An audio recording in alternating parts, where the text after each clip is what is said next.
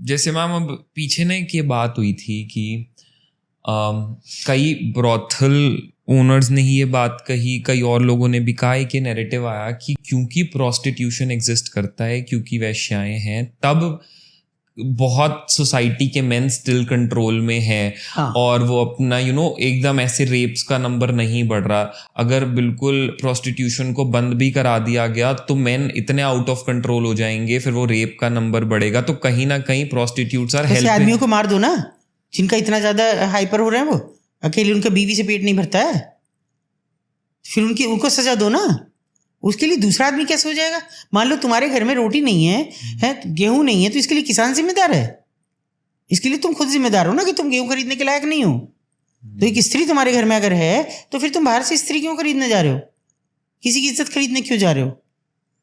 ये तो बिल्कुल एकदम ऐसी इतनी गंदी और कुत्सित बात है कि ये कैसे कह सकते हो आप? To justify prostitution. ये कोई बात है कि आप जस्टिफाई कर रहे हैं इस तरह? आप कभी तो आपके घर में पैसा नहीं है तो सोचिए अपने घर की बेटी और बीवी और उनको आप क्या इस काम में डालेंगे? जरा सा भी इतना सा भी लड़की को किसी ने छेड़ भी दिया तो जान से मार देंगे। वो किसकी बेटियां हैं फिर? उन बेटियों को कभी आपने बेटी समझा? मैं बहुत छोटी छोटी बात पे एतराज करती हूँ। मेरे एक बहुत पुराने साथी थे और मैं उनको बाबूजी बुलाती थी क्योंकि थोड़े उम्र दराज थे। हमारे यहाँ बड़ों को है रिवाज ये कहने का, फादर फिगर जैसी हूँ। तो उन्होंने मुझे कहा भाई तू एक दिन लेके चल हमको भी। पहली बात तो मुझे इससे नफरत है, क्या देखना चाहते हो? चंदी थोड़ी भर रही हूँ, उसको देखना चाह रहे। फिर भी चलो, गर्मी थी बहुत, मैं तो वहाँ गाड़ी जाने की जगह नहीं है, तो ऐसे ही एक रुके रिक्शा से उतर के और मैं तो चली गई। मैंने कहा जाओ, वो तो आए ही नहीं। मैं आध पौन घंटे बाद आई, मैं तो पसीने पसीने हो रहे थे गर्मी में। मैंने कहा बाबूजी आप आए नहीं ऊपर? अरे भाई तेरी बड़ी हिम्मत है, तू भाग के चली गई। भाई मैं तो नहीं जा सका, मुझे बहुत गुस्सा आया। मैंने कहा आपने सोचा वहाँ एक औरत है, माँ बहन और बेटी नहीं है, इसलिए आप नहीं जा सके। मैं अगर वहाँ कोई बुजुर्ग है तो मैं उसके पैर छूती हूँ, बदले में वो मेरे पैर छूती हैं। कोई बेटी है तो मैं गले लगाती हूँ, फ़र्क नहीं पड़ता मुझे कि ये कौन है। इसके घर में रहेंगी, रेस्क्यू होने के बाद मेरे घर में रहेंगी, मेरी दूसरी साथियों के घर में रहेंगी, फ़र्क नहीं पड़ता हमें।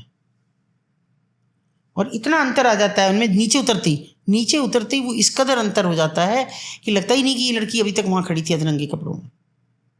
एकदम बदल जाती है।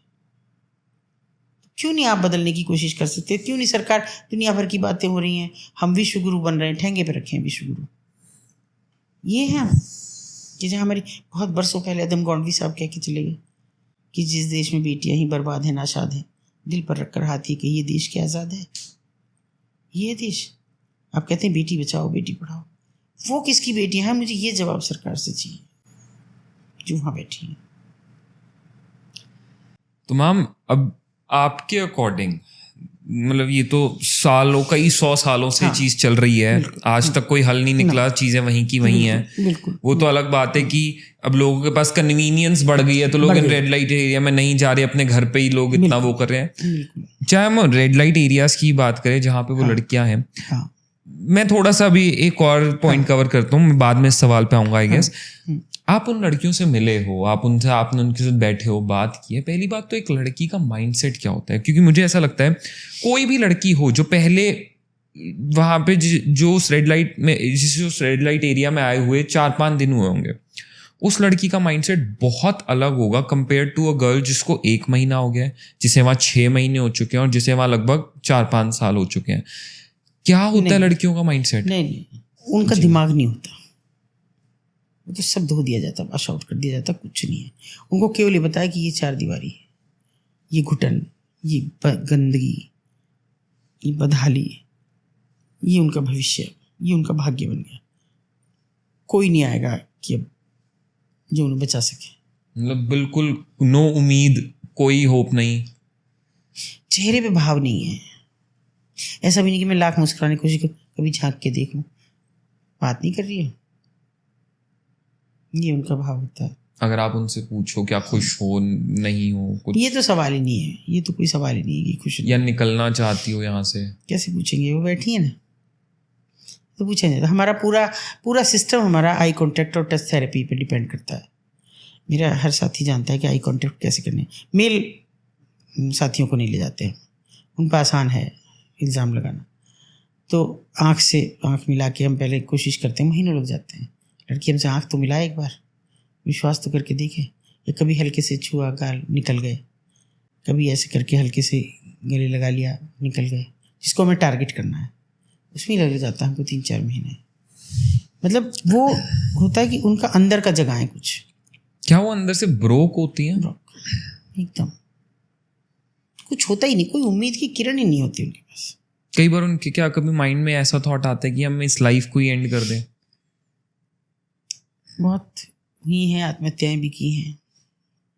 लेकिन सच्चाई ये है नवीद, मुझे हैरत होती है, 2 महिलाओं के अलावा मैंने कभी, जिनके साथ भी मेरा बहुत अच्छा तालमेल था, मैंने कभी किसी को मरते हुए नहीं देखा। पता लगता है बस कि वो तो मर गई। नेचुरल कब? मतलब नेचुरल का कैसे भी। अब जैसे वो मरी, एक थी महिला उम्रदराज, और आप उसके लिए बता दूं, उस महिला ने उसी जगह रह के, क्योंकि वो मातृ सत्तात्मक परिवार से थी, ट्रेडिशनल उनका ये प्रोफेशन था, उन्होंने अपने भाइयों को पढ़ाया। एक भाई उनके IPS हुए और एक भाई उनके वेटरनरी डॉक्टर सरकारी। वाह। और उन्हीं भाई ने उनके यहाँ रेड की और उनको बचाया ना, उनको कि ये औरत मेरी भांजियों से, उनकी बेटियों को धंधा करा रही है। वो करा रही थी?